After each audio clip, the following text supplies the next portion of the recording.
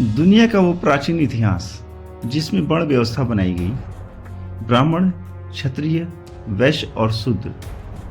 शूद्रों के गले में वो गुलामी दी गई जिससे उनके जीने का अस्तित्व ही खत्म हो गया। एक ऐसी बीमारी से भी भयंकर जिंदगी जो उनकी जिंदगी का श्राप बन गया, अछूत।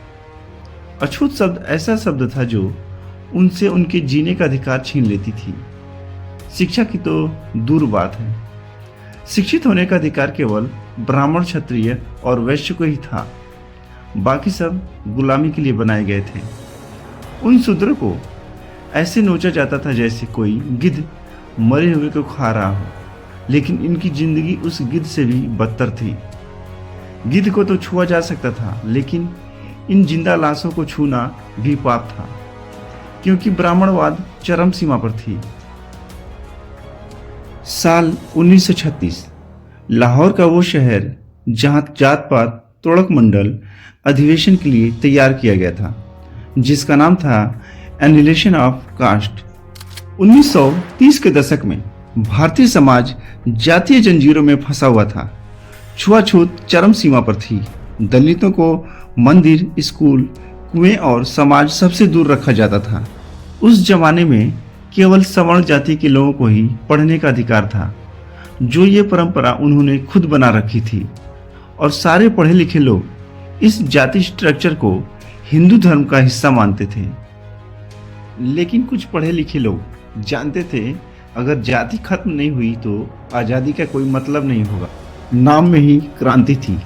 जात पात तोड़क मंडल, यानी सुधार नहीं, सीधे तोड़ना। मंडल ने तय किया कि एक बड़ा सम्मेलन होगा और उन्होंने डॉक्टर भीमराव अंबेडकर को अध्यक्ष के तौर पर बुलाया। उस समय देश को आज़ाद कराने के लिए अंग्रेजों से डायरेक्ट लड़ने के बजाय देश के अंदर ही अपना दम दिखाकर, जहां राजनीति, समाजवाद और किसान आंदोलन तेज हो रहा था, अपनी सरकार बनाना था। डॉक्टर अंबेडकर ने इस स्पीच को लाहौर में उन लोगों के बीच रखी जो हिंदू समाज सुधार का काम कर रहे थे। लेकिन डॉक्टर अंबेडकर के इस स्पीच को उन लोगों ने पहले ही पढ़ लिया था, जिससे सवर्ण समाज के लोग नाराज हो गए।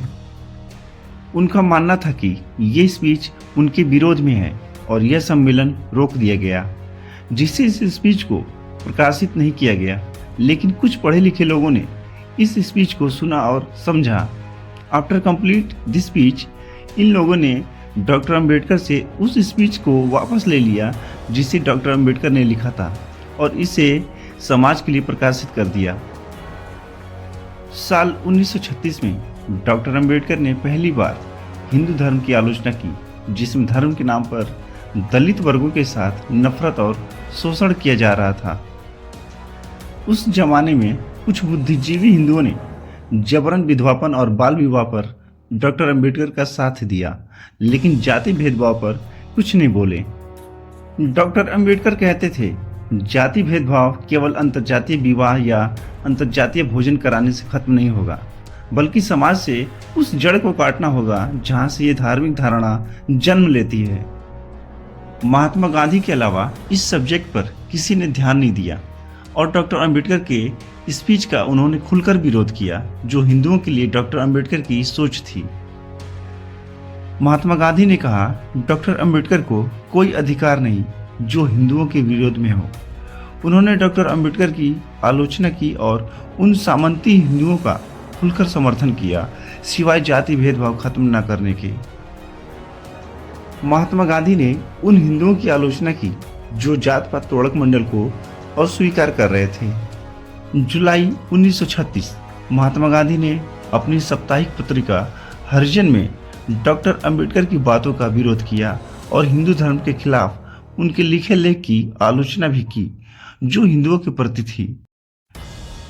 तभी साल 1937 में डॉक्टर अंबेडकर ने दूसरी बार अपनी लेख लिखी, जिसमें गांधी की प्रतिक्रिया को भी ऐड करते हैं और गांधी को दलितों का विरोधी बताते हैं। न जाने गांधी को उन हिंदुओं से इतनी प्रेम क्यों थी जो शूद्रों को अपनी गुलाम समझते थे। जब जात पात तोड़क मंडल का विरोध होता है तो अंग्रेज कहते हैं, भारत अभी सेल्फ रूल के लिए रेडी नहीं है, क्योंकि ये आपस में बटे हुए हैं। 1857 जैसी क्रांति के बाद अंग्रेज सीधे तौर पर हस्तक्षेप करने से बचते थे, लेकिन वे सबसे ज़्यादा पढ़े लिखे डॉक्टर अंबेडकर का समर्थन भी करते थे। डॉक्टर अंबेडकर ने जब जात पात तोड़क मंडल के रवैये की आलोचना की तो ब्रिटिश सरकार ने उन्हें स्वतंत्र आवाज के रूप में साइमन कमीशन और गोलमेज सम्मेलन में अंग्रेजों ने जानबूझकर जाति के मुद्दे को एक राजनीतिक मंच दिया, ताकि यह साबित हो जाए कि अछूतों का फ्यूचर कांग्रेस के हाथों में सुरक्षित नहीं है। जात पात तोड़क मंडल मुख्य रूप से आर्य समाज के एक शाखा के रूप में काम कर रहा था। मंडल के कुछ सदस्य अंग्रेजों के करीबी थे, लेकिन वे कट्टरपंथी हिंदुओं को नाराज नहीं करना चाहते थे। जब डॉक्टर अंबेडकर ने वेदों और शास्त्रों को चुनौती दी तो मंडल को डर लगने लगा कि इस बड़े पैमाने पर दंगा और समाज में अस्थिरता हो सकती है और अंग्रेज इसे सख्ती से कुचल देंगे। अंग्रेजों का हस्तक्षेप सीधा नहीं था, बल्कि राजनीतिक था। उन्होंने जात पात तोड़क मंडल और अंबेडकर के बीच के विवाद यह दिखाने के लिए किया कि भारत एक राष्ट्र नहीं बल्कि जात पात का समूह है। अंबेडकर ने इस स्थिति को समझा और अंग्रेजों से दलितों के लिए कानूनी कार्रवाई और सुरक्षा न छीन जाए, इस पर जोर दिया। ब्रिटिश प्रशासन ने दलितों की सुरक्षा के लिए कोई विशेष प्रावधान नहीं बनाए, लेकिन उन्होंने कानून और प्रशासन से ऐसे वातावरण बनाया जिससे दलितों के सामाजिक मुद्दों पर बहस हो सके। डॉक्टर अंबेडकर ने इस अवसर का उपयोग कर जाति प्रथा और ब्राह्मणवादी सोच की तीखी आलोचना की। यह कहा जा सकता है कि दलित अधिकारों की लड़ाई डॉक्टर अंबेडकर के नेतृत्व में लड़ी गई। सुधारवादी हिंदू संगठन ऊपर सुधार चाहते थे, लेकिन शास्त्र, वर्ण और ब्राह्मणवाद पर कोई सवाल नहीं उठाना चाहते थे, जिससे डॉक्टर अंबेडकर और समाजवादी सुधार के बीच काफी दूरियां बढ़ गईं। डॉक्टर अंबेडकर ने तय कर लिया कि दलित मुक्ति धर्म और सामाजिक ढांचे को तोड़े बिना संभव नहीं है।